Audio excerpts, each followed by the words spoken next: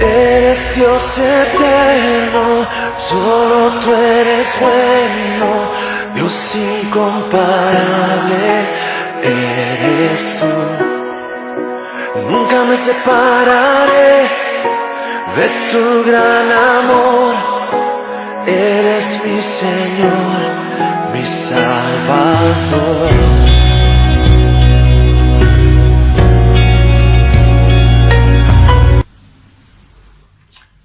Muy buenos días, queridos hermanos. Estamos un nuevo domingo reunidos en congregación de acuerdo a la invitación que el Señor nos ha hecho, y no ahora, desde el día en que Él tomó control de nuestras vidas. Y es maravilloso pensar que estamos frente a un gran desafío. Primero, que como ya hemos manifestado, hay una guerra espiritual horrenda que está atacando la mente de los creyentes, dándoles inseguridad acerca de lo que Dios dice y acerca de lo que Dios hace. Esa es la primera parte del gran desafío. Y el segundo gran desafío es que los creyentes deben y debemos poner de nuestra parte para vivir una vida que le agrade al Señor. Y por eso de repente el tema de hoy, que es el tercer capítulo del libro de Santiago, habla de la fe que es la autora de la perfección de tu carácter. Quiere decir que la fe no solamente es que crees y que esperes algo, sino que moldea tu carácter.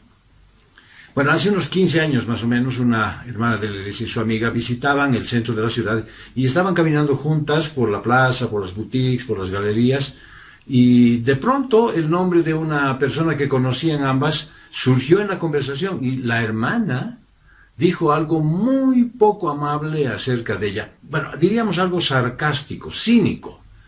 En otras palabras, habló mal de esa persona. Su amiga se detuvo en seco, se volteó hacia ella y con su cara muy cerca del rostro de la hermana le dijo con acento lento y profundo: María, una mujer que dice que ama a Dios, no dice cosas así acerca de una amiga. Le pudo haber atravesado con un cuchillo las costillas y el dolor no hubiera sido tan grande. Pero ¿saben qué? En los últimos 15 años, esta hermana se ha salvado miles de veces de hablar como lo haría una persona necia. Cuando está tentada a decir algo poco amable acerca de un hermano o una hermana, todavía escucha la voz de su amiga diciéndole así cara a cara: María, la mujer que dice que ama a Dios, no dice cosas así acerca de su amiga. Según Santiago, debes considerar 3 cosas fundamentales si quieres ser maduro en tu carácter. 1, la enseñanza personal, esto es, saberte refrenar o tener dominio propio. 2, el poder de las palabras. Esto es cuando te diriges a otras personas, ya sea para responder, enseñar o relacionarte. Y 3, la verdadera adoración a Dios. Esto es, tener conciencia de que todo lo que haces es delante de Él y para Él. Bien, veamos los 3 conceptos de esta enseñanza de Santiago. Punto número 1, la enseñanza personal.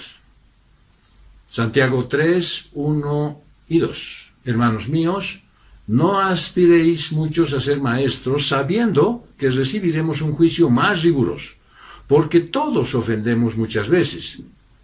Si alguno no ofende de palabra, este es varón perfecto, capaz también de refrenar todo el cuerpo. Esta frase, hermanos míos, no aspiréis a ser maestros, indica que Santiago se estaba dirigiendo a los que nombran el nombre de Cristo, a aquellos cuya fe es genuina, exhortándolos a asegurarse que su deseo de enseñar esté de acuerdo a la voluntad de Dios y no a su propio entusiasmo. Los problemas que Santiago y los apóstoles enfrentaban en el siglo I eran similares a los que hoy vemos en las congregaciones. En todas partes hay ambiciones desmedidas de los líderes, falta de ética, deseos de poder, mala administración del dinero, ansias de fama y también muchas veces falta de sabiduría. Santiago advierte acerca del problema de hacerse maestro uno mismo y de no presentar la palabra de Dios debidamente. Ser maestro de la escuela dominical o responsable de algún ministerio de la iglesia, de OANSA o de cualquier otro, es un regalo, es un don de Dios. Por eso lo dice así: y a unos Dios puso en la iglesia primeramente apóstoles, lo segundo profetas, lo tercero maestros, luego poderes milagrosos, después dones de sanidad, capacidades para ayudar, capacidades para administrar, géneros de lenguas. 1 Corintios 12:28. Lo primero e importante es notar que dice que Dios los ha puesto ahí. Nadie se puede haber conseguido esa designación. Nadie debería abrogarse el derecho de servir en el sitio donde el Señor quiere que muchos sirvan. Efesios 4:11 dice: y Él mismo dio unos apóstoles, otros profetas, otros evangelistas y otros pastores y maestros. La expresión Él mismo dio significa Dios estableció, determinó y decidió quiénes son los llamados para esa parte de la obra de Dios. Primera y segunda carta a Timoteo reiteran lo mismo, que el Señor es quien hace el llamado, los establece y los constituye como maestros y maestras. Aspirar a ser maestro en la obra de Dios sin tener el llamado personal e intransferible es autosuficiencia personal. Se podría calificar como un acto de soberbia, y que es un pecado muy antiguo que llevó a una gran cantidad de ángeles adoradores del Señor a ser arrastrados por el pecado de uno. Mira lo que dice Isaías 14 del verso 11 al 15. Descendió al Seol tu soberbia, y ya no se oye el estruendo de tus salterios. Debajo tuyo hace cama la gusanera, y los gusanos son tu cobertor. ¿Cómo caíste del cielo, oh lucero, hijo de la mañana? Tú que abatías las naciones, has sido derribado a tierra. Tú que decías en tu corazón: subiré a los cielos en lo alto, junto a las estrellas de Dios, levantaré mi trono, y en el monte del testimonio me sentaré, a los lados del norte, sobre las alturas de las nubes subiré y seré semejante a Dios. ¡Ay! Pero tú derribado eres hasta el Seol, a lo profundo del abismo.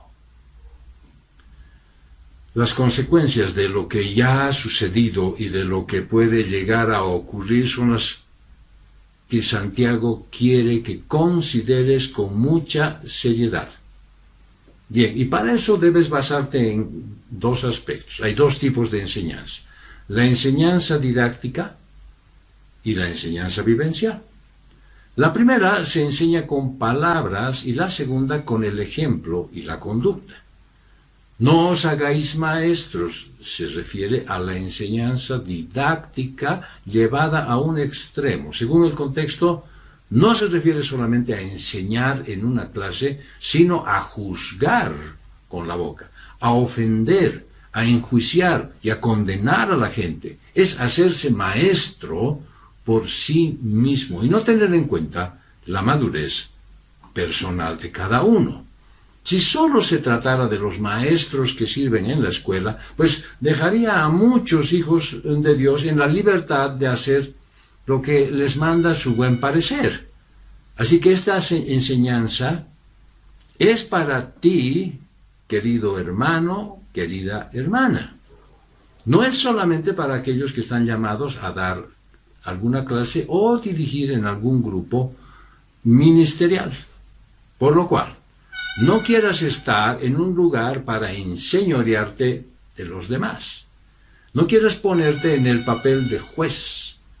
No quieras ponerte en el papel del que sabe todo y que puede determinar la condición de los demás. Pensar que la enseñanza didáctica es mejor que la enseñanza con vivencias es dejar de depender de Dios y de los dones que Él ha provisto para cada uno de sus hijos y esperar que tu conocimiento de las Escrituras te haga más importante en su reino. Segunda de Corintios 3, 5 y 6 dice, no es que seamos suficientes por nosotros mismos para pensar algo como de nosotros mismos, sino que nuestra suficiencia proviene de Dios, el cual asimismo nos hizo ministros competentes de un nuevo pacto, no de la letra, sino del Espíritu, porque la letra mata, pero el Espíritu vivifica. Admirar a los que saben más que los demás acerca de la Escritura, porque enseñan o porque pueden apropiar mejor que muchos los textos de la Biblia solo por su conocimiento, no debería ser para ellos una razón para exaltarse, sino que están en la obligación de conducir sus vidas por las sendas estrechas de la vida cristiana, procurando ser un ejemplo para los que aprenden de ellos. Enseñar con la vivencia solamente, de igual modo, es otro error, porque quien hace solamente una enseñanza pura de ejemplos aparece como si tuviera la vida perfecta y sin mancha, porque utiliza solo los ejemplos adecuados para su enseñanza. Hay muchos que ponen su vida como ejemplo, que ellos son, a mí cuando me pasó esto, y yo cuando estaba en determinada oportunidad, y el Señor estuvo con... El llamado del Señor no está en que enseñes la vida cristiana a través de tu ejemplo. Y no estamos hablando de dar una prédica, de enseñar en la escuela dominical a los niños o dar una clase en un ministerio. Estamos hablando de que tú enseñes la palabra de Dios con tu vida. Pero si pones siempre ejemplos tuyos, de tu vida, de tu experiencia, de tu forma de conducirte, estás escogiendo solamente ejemplos que hablan de la palabra de Dios y de ti. Y ese es un error porque solo Cristo debe ser exaltado en la enseñanza cristiana. Primera de Corintios 1, 23 y 24. Nosotros predicamos al Mesías crucificado. Para los judíos ciertamente tropezadero y para los gentiles necedad. Mas para los llamados, tanto judíos como griegos, el Mesías es poder de Dios y sabiduría de Dios. Claramente, el apóstol Pablo les pone en la carta a los Corintios, nosotros predicamos. Es decir, no dicen, yo solamente, yo soy el que predico. Hay muchos que enseñan al Mesías crucificado con palabras y también con su vida. Los que admiran al que enseña con ejemplos de vida cristiana, o sea, como si que él puede realizarlos todos sin dificultad, terminará algún día viendo que al final se trata solo de un ser humano común y corriente. Y por eso un dicho muy sabio expresa, la enseñanza que estoy a punto de comunicarles en este momento ha sacado a flote mis errores. Y he sido ministrado yo primero por la palabra de Dios antes que los demás. Quiere decir que no está sacando un ejemplo de su vida para decir, mírenme lo perfecto que soy. Es de esperar que la exposición de las verdades eternas cambien el corazón del hombre porque provienen de la sabiduría del Dios eterno y no de ningún maestro, por muy excelente que fuera. El pecado está en el corazón del que piensa que debe seguir al que enseña mejor y que debe esperar que ese siervo cumpla a cabalidad todo lo que predica. Cualquiera que utiliza ese argumento para decir, ya no voy a esa iglesia porque ese pastor predica una cosa y hace otra, porque no voy a asistir a ese ministerio porque ese siervo dice una cosa y hace otra, o no voy a mandar a mis niños a la escuela dominical porque el maestro, yo el otro día he escuchado decir una cosa y hoy día otra. Está cometiendo un gravísimo error porque está dejando su vida vulnerable a sus criterios y conceptos. Dios es el que establece los maestros en la iglesia, con el orden de su palabra. y los siervos que Él ha colocado en el cuerpo. Segunda Timoteo 2:2 dice, las cosas que oíste de mí, en medio de muchos testigos, estas encarga a hombres fieles, que sean idóneos para enseñar también a otros. Así que si quieres que Dios te use para enseñar a otros, primero tienes que aprender a enseñarte a ti mismo. Dice el apóstol Santiago, sabiendo que recibirás mayor condenación. Esto significa que habrá repercusiones por la actitud que tomes. No se puede usar este versículo para hablar de la condenación del alma en el infierno. Habrá mayor condenación. No, con condenación Santiago se refiere al juicio que las demás personas harán sobre ti. Hablas sobre tu reputación o testimonio cristiano. Así es que ten mucho cuidado de no hacerte un maestro porque, dice Santiago, va a haber mayor condenación para ti. Muchos te van a estar mirando y algunos van a disparar. Así que el mensaje es sencillo. Ten conciencia del costo que implica ponerte por juez de otros. Acusar y ofender a otros no es la manera de enseñar. Solo traerá repercusiones contra ti mismo. Hay un gran peso de responsabilidad por enseñar tus ideas y podría afectarte seriamente si tu vida no va acorde con lo que predicas. Si enseñas tus conceptos y tus ideas y esperas que los demás cumplan a cabalidad lo que dices, te haces semejante a los fariseos, de los cuales ya muchas veces Jesús ha advertido. Mateo 23:3. Haced y guardad pues todo cuanto os digan, pero no hagáis conforme a sus obras, porque dicen y no hacen. Pero si enseñas para que la palabra de Dios sea difundida, entendida y practicada, y permites que tu vida vaya siendo santificada, estás preparado para ser parte de la obra de Dios. Pero tienes que estar atento cómo te ven los demás. Porque, dice Santiago, todos ofendemos muchas veces. Esto significa que debes practicar el dominio propio.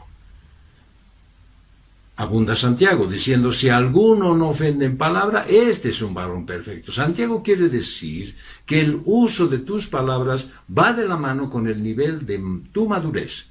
Si eres una persona íntegra, eres, lo dice él mismo, capaz de refrenar todo el cuerpo. De manera que la madurez requiere de un ejercicio personal y disciplinado. Primera de Pedro 3, 8 al 11. En conclusión, sed todos de un mismo sentir, compasivos, amándoos como hermanos, misericordiosos, humildes, no devolviendo mal por mal, ni maldición por maldición, sino bendiciendo, pues para esto fuisteis llamados, para que heredarais bendición. Porque el que desea amar la vida y ver días buenos, refrene su lengua del mal y sus labios de hablar engaño. Apártese del mal y haga el bien. Busque la paz y sígala.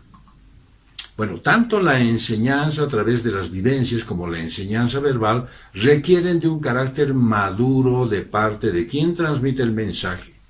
El Señor Jesús es un claro ejemplo. No podían encontrar nada en él que se contradiga, ni que lleve a la confusión. Toda la palabra de Jesús estaba basada en la palabra de Dios y en la forma en cómo vivía él en obediencia. Una persona madura se caracteriza por saber escuchar antes que hablar, por ser, como dice Santiago, pronto para oír, tardo para hablar, tardo para la ira. Un día estarás ante nuestro Señor Jesucristo y serás juzgado bajo un estándar más estricto, y si aspiraste a ser un maestro, pues vas a tener que soportar esa condición. Es la razón por la que es tan importante representar correctamente a Dios y a su palabra ante todos. La autoridad de enseñar conlleva una gran responsabilidad. ¿Por qué el maestro recibe un juicio más estricto que el discípulo? Bueno, el maestro responsable habla la verdad, no da sus opiniones personales. Tú y yo hemos visto maestros que se han apartado de la verdad, haciendo sus propias conjeturas y enseñándonos como si fuera verdaderamente lo que Dios dice. Lo que un maestro dice afecta muchas vidas. La responsabilidad de manejar correctamente la palabra de Dios no se debe tomar a la ligera. La vida de mucha gente está en juego. Y el maestro tendrá un juicio más estricto, porque se espera que él o ella luche por vivir la verdad, no solo que la enseñe. La verdadera prueba del maestro no es lo que dice, sino lo que su familia habla de él. Qué interesante es que cuando llegas a este aspecto, ¿no es cierto?, lo más fácil para todos aquellos que fueron llamados a enseñar es que tiren la toalla porque dicen, no, mi comportamiento no está acorde de lo que enseño. En lugar de decir, me voy a esforzar por ser obediente y buscar que el Espíritu de Dios me guíe para hacer lo que Dios manda. ¿No les he dicho que había una guerra espiritual? Pues ahí está un mensaje que te manda y te dice, bueno, déjalo. Si tu vida no es un ejemplo, déjalo. Y muchos hay que han abandonado la llamada del Señor simplemente por escuchar las voces que no deberían. Santiago 1:26 dice, si alguno supone ser religioso, no refrenando su lengua, sino engañando su corazón, la religión de éste es vana. Y 2 Timoteo 2:15, procura con diligencia presentarte ante Dios aprobado, como obrero que no tiene de qué avergonzarse y que usa bien la palabra de verdad. Procurar esforzarse porque esto sea verdad es una lucha intensa, pero no debe ser abandonada y menos darse por vencido por las opiniones de los demás. No te olvides que la enseñanza del Señor a través del libro de Josué es, mira que te mando, que te esfuerces y que seas valiente. Santiago menciona también el control de las palabras. Es decir, que si alguien va a hablar algo de la fe cristiana, debe controlar sus palabras, es decir, la lengua. Pero lo que quiere es que todos lleguen a la comprensión de que todo el cuerpo, incluyendo el temperamento, permanezca en dominio del carácter cristiano y no de la carne. Esto trae profunda madurez al creyente y le hace una fuente de bendición y de edificación para otros. Dice Santiago 3:2, porque todos ofendemos muchas veces. Si alguno no ofende de palabra, este es un varón perfecto, capaz de refrenar todo el cuerpo. Este versículo aplica a todos, especialmente a los maestros. Nadie es infalible. Todos tropezamos de muchas formas, pero cuando un maestro tropieza, puede causar que mucha gente tropiece también. ¿Quién puede decir honestamente que nunca ha dicho nada malo o dicho algo fuera de lugar? Si así fuera, esa persona sería perfecta. La persona que puede controlar su lengua puede controlar todo su ser. El lenguaje vulgar era un problema en la época del apóstol Pablo.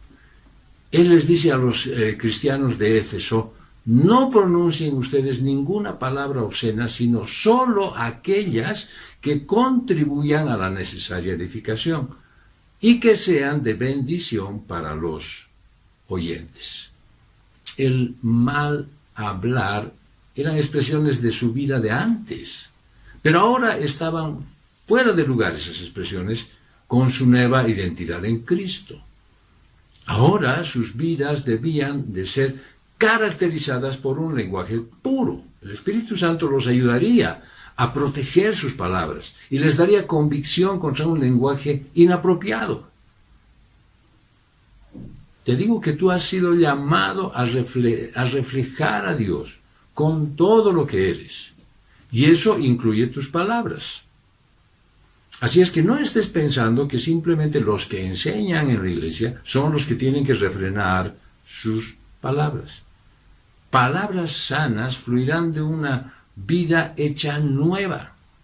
Que tu boca, ojalá, siempre esté llena de agradecimiento y de palabras que edifiquen. Que tu vida refleje a Cristo cuando te escuchen hablar. El punto número 2 es el poder de las palabras.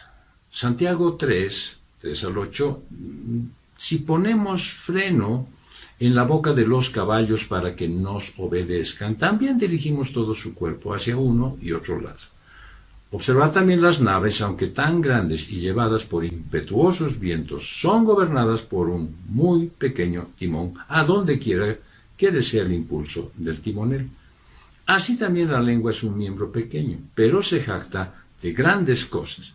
Mirad cómo un fuego tan pequeño puede incendiar un bosque tan grande. La lengua es un fuego, un mundo de iniquidad. La lengua está puesta entre nuestros miembros y contamina todo el cuerpo e inflama el curso de la existencia, siendo inflamada por el mismo infierno, porque toda naturaleza de bestias, tanto de aves y reptiles como de seres marinos, es domada y ha sido domada por la naturaleza humana, pero ninguno de los hombres puede domar la lengua, un mal incapaz de ser quitado, llena de veneno mortal. El caballo es un animal muy fuerte y difícil de controlar. El freno de los caballos es chiquito en comparación con el tamaño del animal, pero el freno se le coloca en la boca y lo dirige a través de ese elemento y lo puedes llevar donde tú quieras. Asimismo, la lengua tiene poder para dirigir. La nave del mar es mucho más grande que un caballo. Y encima de esto, para manejar la nave, influye además la fuerza de la naturaleza, el mar. El timón es muy pequeño, en comparación con la enorme nave. Aún así, con este puedes gobernar su curso. Un caballo desbocado o un barco que está naufragando puede herir a muchas personas. Igualmente, las palabras que dices pueden afectar gravemente. Por ejemplo, el juez que declara culpable o no culpable a un reo afecta el destino de esa persona, el de su familia, el de sus amigos. Un simple sí o un simple no de los labios de un papá puede afectar el curso de la vida de su hijo. Nunca subestimes el impacto de tus palabras. Nunca pienses que no pueden dañar y debes medir lo que puede hacer en otros. La lengua es la expresión del estado interno de tu mente y por lo tanto su alcance es increíble. En la lengua hay mucho potencial para hacer daño, pero la lengua también puede alentar, fortalecer, asegurar, apoyar, consolar. La lengua puede vendar heridas, puede aliviarlas y mitigarlas, puede recordar a muchos que son importantes para Dios. La lengua puede compartir el Evangelio de Jesucristo en un mundo que se está muriendo. Tú puedes llevar la salvación a los perdidos si usas la lengua como Dios lo ha planeado. Tú puedes edificar a otros y alentarlos a hacer buenas obras. La lengua puede edificar o destruir. La lengua debe ser controlada. Todos tienen una lengua y una voz. Estos instrumentos del lenguaje pueden ser usados destructiva o constructivamente. Puedes usar tu lengua para calumniar, para chismear, para quejarte, para fastidiar y hasta para pelear. O puedes ponerla bajo control del Espíritu Santo para que sea un instrumento de bendición. La lengua del hombre o la mujer también debe vencer fuerzas contrarias. Tiene una vieja naturaleza que quiere controlarlo todo y llevar a pecado. Hay circunstancias también a tu alrededor que te hacen decir cosas indebidas. Bueno, ejemplos hay miles, de la gente que conduce, de la gente que mira las opiniones de los demás. El pecado interno y las presiones externas tratan de controlar tu lengua. Cuando Cristo Jesús controla tu lengua, no tienes por qué tener miedo a decir cosas malas, ni tampoco a decir cosas buenas de forma incorrecta. Pero ese gobierno del Señor debe ser constante y voluntariamente aceptado por ti. No esperes que Jesucristo te deje sin habla. No estés pensando en decir, cada vez que se me ocurre una mala idea, el Señor que me quite la voz. Él te deja que hables inclusive cosas inapropiadas para que pases la prueba de comprobar cómo está el dominio de tus pensamientos. David lo oró en el Salmo 141, versos 3 y 4. Coloca, oh Jehová, un guardia a mi boca, vigila en las puertas de mis labios, no permitas que mi corazón se incline a cosa mala para hacer obras perversas como hombres malhechores. No seré comensal en sus banquetes. David sabía que el corazón es la clave de un buen hablar. Por eso Jesús lo replica en su ministerio en Mateo 12:34 y dice, porque de la abundancia del corazón habla la boca. ¿Qué es lo que abunda en tu corazón, querida iglesia? ¿Qué es lo que más hay? Santiago está usando el ejemplo de un bosque en llamas para representar lo que es capaz de hacer la lengua. Un bosque es un espacio enorme y majestuoso. Sin embargo, un pequeño fuego puede destruirlo por completo. Asimismo, la lengua tiene poder para destruir. La lengua es como el fuego. Cuando está bajo control, es una bendición.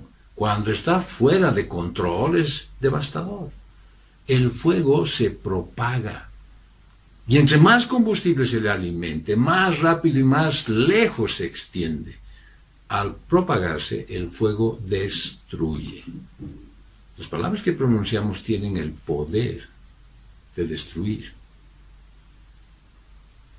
Solamente para poder recordar, yo todavía tengo vigentes en mi mente las imágenes de esos incendios forestales donde había una sola persona que había echado un poco de gasolina y había arrancado incendiando su propio campo y terminó quemando muchas hectáreas de a su alrededor. El viento había hecho la suficiente labor como para que el fuego salte de una planta a otra, de una rama a otra, de un árbol a otro y termine quemando todo. Proverbios 26:21 dice, sin leña se apaga el fuego. Donde no hay chismoso, cesa la contienda. Fuelle para las brasas y leña para el fuego es el pendenciero para atizar la contienda. Así como el fuego, la lengua también puede calentar las cosas. La clave para evitar conflictos verbales se encuentra en la sabiduría. Lo dice Proverbios 15:1. La respuesta amable calma la ira, la respuesta grosera aumenta el enojo. Un pequeño comentario puede comenzar una gran pelea.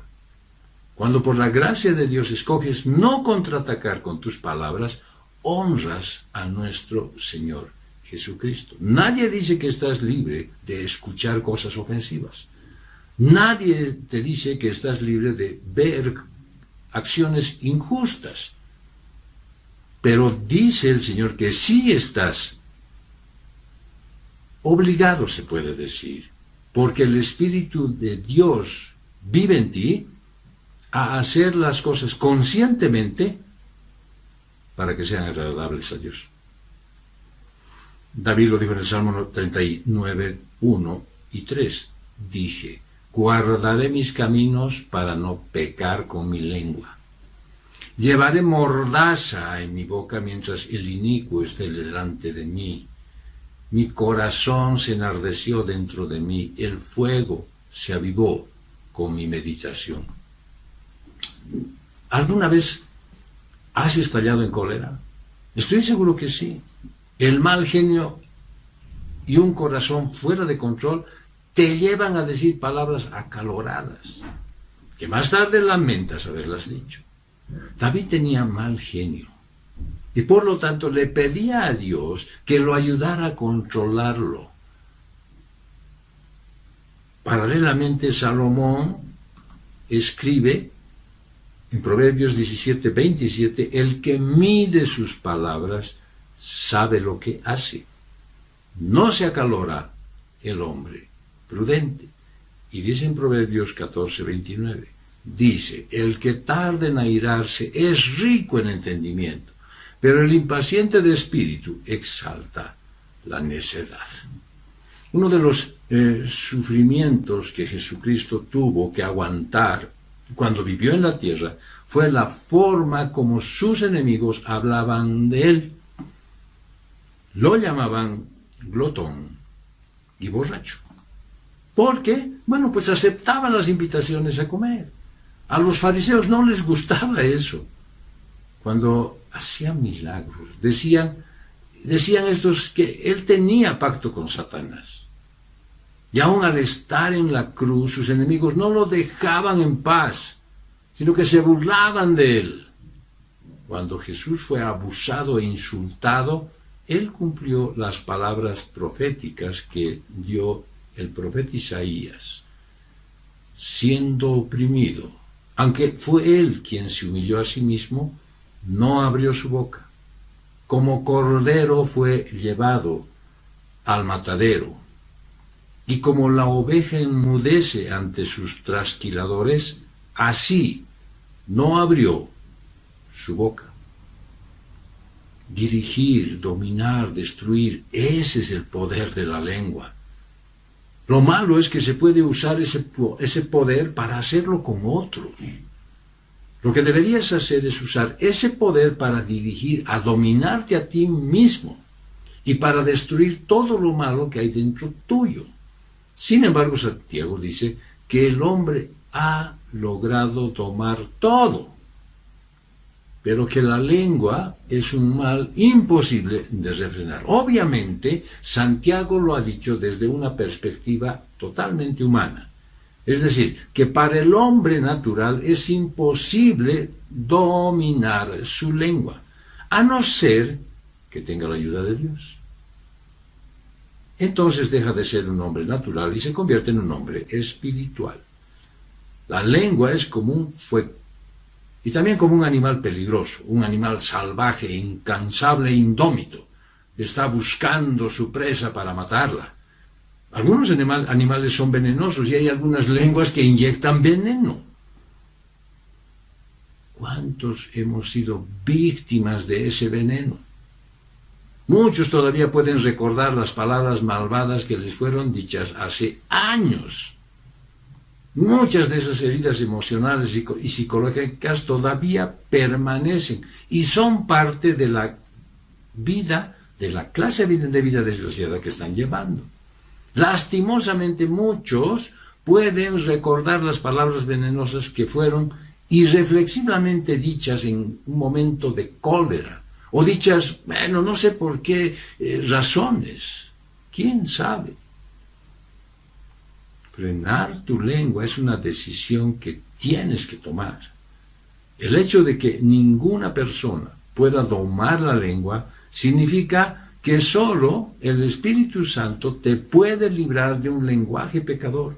Así que tienes que invitarlo a que lo haga, entregarle todas tus condiciones para que él obre. Debes reconocer tus limitaciones y que necesitas su ayuda. No te engañes diciendo, no, es que si me pongo suavito, si hablo con una voz pausada y tranquila, me van a pasar por encima. No pienses eso, porque vas a seguir causando incendios con tus palabras. Pide al Espíritu de Dios que te enseñe a pensar antes de hablar, a invocarlo cuando todavía te está faltando cultivar el dominio propio, y especialmente para que te ayude a perdonar, para que sea fácil, que derrames misericordia sobre los que están todavía también luchando por dominar su lengua venenosa. Bueno, ¿cuántas guerras han comenzado a causa de la lengua? ¿A cuánta gente le han destruido su reputación a causa del chisme? ¿Cuántos corazones han sido destrozados? ¿Cuántas vidas han sido deshechas a causa de la lengua? Yo espero, y quizás tus palabras no hayan causado guerras o destruido ciudades, pero sí pueden haber destrozado corazones y arruinar reputaciones. Pueden destruir almas y mandarlas a una eternidad sin Cristo. Por eso Pablo recomendaba a los colosenses: vuestra palabra sea siempre con gracia, sazonada con sal, para que sepas cómo debes responder a cada uno. Un autor anónimo escribió una palabra imprudente: puede prender la llama de una discusión. Una palabra cruel puede arruinar una vida. Una palabra oportuna puede disminuir el estrés, y una palabra cariñosa puede sanar y bendecir. El punto número 3, la verdadera adoración a Dios. Santiago 3, 9 al 12. Con ella bendecimos al Señor y Padre, y con ella maldecimos a los hombres que han sido hechos a semejanza de Dios. De la misma boca sale bendición y maldición. ¿No conviene que esto sea así, hermanos míos? ¿Acaso de un manantial brota lo dulce y lo amargo por la misma abertura? Hermanos míos, ¿puede la higuera producir aceitunas o la vid higos? Tampoco de lo salado brota agua dulce. La lengua tiene poder para bendecir o maldecir. No debería salir de una misma boca a la vez maldición y bendición. Maldecir es hablar mal o usar la boca para el mal. Si bendices a Dios maldiciendo a los hombres, no estás pues adorando de verdad.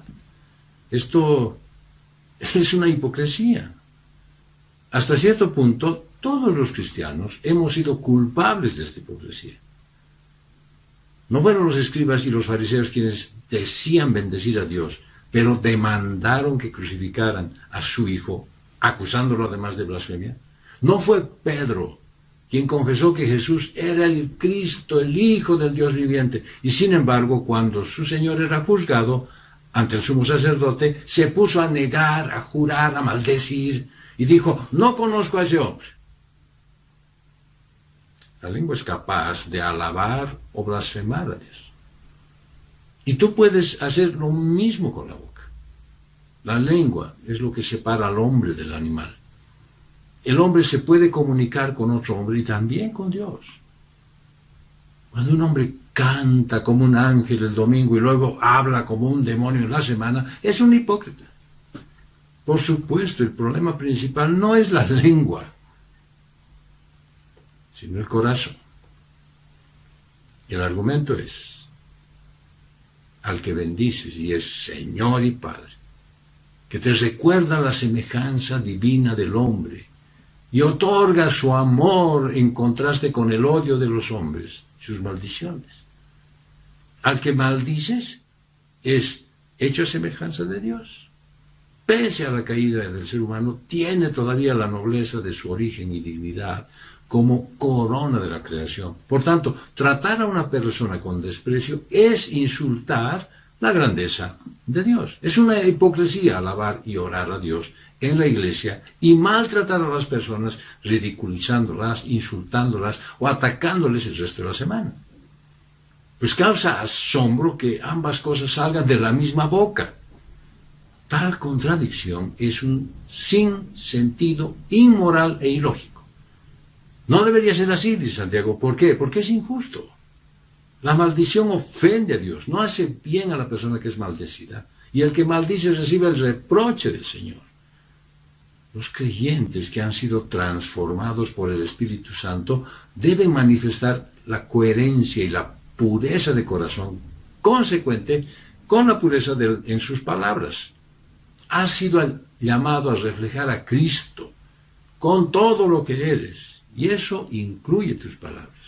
Es mejor morderte la lengua, cuidado te envenenes, pero que hacer un comentario mordaz. Mateo 15:18 dice, pero las cosas que salen de la boca provienen del corazón, y estas son las que contaminan al hombre. Al llenar tu corazón con la palabra de Dios y permitir que el Espíritu Santo tome control de tu vida, Él puede usarte para llevar alegría y bendición a otros. Santiago usa 2 ejemplos más para ilustrar esta verdad.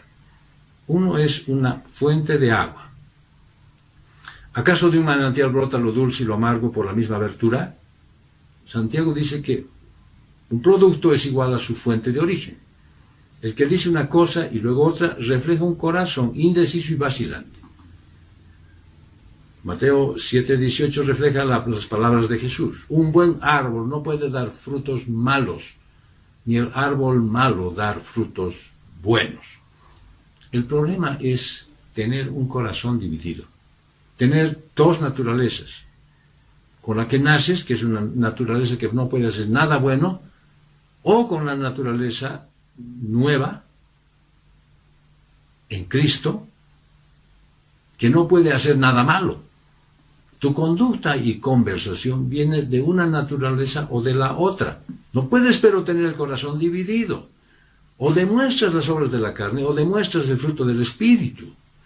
Pablo dice que crucifiques la carne y que camines en el Espíritu. Santiago hace una pregunta y dice, ¿puede la higuera producir aceitunas o la vid higos? Bueno, parece un sarcasmo, pero es una pregunta retórica. Y la respuesta casi no se deja esperar. De ninguna manera. Y finaliza este pasaje de Santiago con, tampoco de lo salado brota agua dulce. Eso también es imposible. Y nadie racional puede creer lo contrario. Un corazón lleno de odio no puede producir palabras y obras de amor. Un corazón injusto no puede producir palabras y obras justas. ¿Cómo puedes afirmar y alentar a quienes tienen contacto contigo en la vida diaria si esas son tus palabras? Deja que Dios controle tu lengua y tu corazón diariamente. Pídele que te use para ser de bendición a los que te rodean. No hieras a la gente con un arrebato de ira. Usa palabras tan sencillas como por favor, gracias, te quiero, estoy orando por ti. Deja que Dios use tu lengua para guiar a otros al camino de la verdad. La lengua es un miembro chiquito, pero tiene un gran poder. Úsala para la gloria de Dios. ¿Cómo puedes entregar tus palabras, tus obras, tus ideas y tus conceptos al Señor si no los pasas por el análisis de la palabra de Dios y te das cuenta que lo que dices, lo que haces, lo que piensas es algo que ofende a Dios? Haz un buen análisis y califica tú mismo tus hechos a la luz de la palabra de Dios. Vamos a concluir. Definitivamente no está mal querer enseñar a otros, pero lo primero debe ser enseñarte a ti mismo. Lo que tú vas a enseñar, pues debe afectarte necesariamente a ti primero. Debes tener conciencia que tus palabras pueden ser usadas para bendecir o maldecir. El uso de tus palabras mejorará a medida que mejore tu carácter. Cuando eres maduro, de tu boca solo puede salir bendición. Por lo tanto, no esperes que tu vida tenga el sentido que Dios quiere darle, simple y llanamente porque estás queriendo hacer un esfuerzo en tus propias fuerzas. Que Dios te guíe a ser alguien que refleje a Cristo en sus palabras, en sus acciones y en sus pensamientos. Vamos a orar. Señor Dios, Padre bendito, te doy las gracias, Padre, porque tú hoy nos muestras a través de este texto de Santiago que sin ti no somos nada y que podemos seguir viviendo la extraña manera de vivir, ofendiéndote y queriendo que tú nos extiendas bendiciones todos los días. Podemos seguir utilizando un lenguaje soez, producto de pensamientos que provienen de un corazón que está apartado de ti. Podemos seguir viviendo una vida que no te da la honra y la gloria, y podemos seguir arrastrándonos en medio del lodazal del pecado sin tener la más mínima intención de querer salir de esa nefasta condición. Señor, te pedimos que tú pongas en nuestra voluntad el deseo de honrarte, Señor, producto de que tú vives en nuestro corazón. Si no es así, Señor, toma control de la vida de cada uno de quienes están escuchando hoy y se sienten incapaces de entregar sus pensamientos, sus palabras y sus acciones a ti. Probablemente, mi Dios, esté faltando que tú mores en su corazón. Te damos gracias, Dios, por este mensaje. Ofrendamos nuestras vidas. Queremos que tú nos transformes y nos cambies a la imagen de Jesucristo. Queremos que recibas nuestras ofrendas como un acto de obediencia absoluto que solo proviene de un corazón que es producto de una nueva vida, de un corazón que pertenece a un Hijo de Dios. Deseamos, Señor, que nos recibas, Señor, este sacrificio de la Santa Cena que hoy vamos a llevar adelante, esperando, amado Señor, que sea agradable a ti.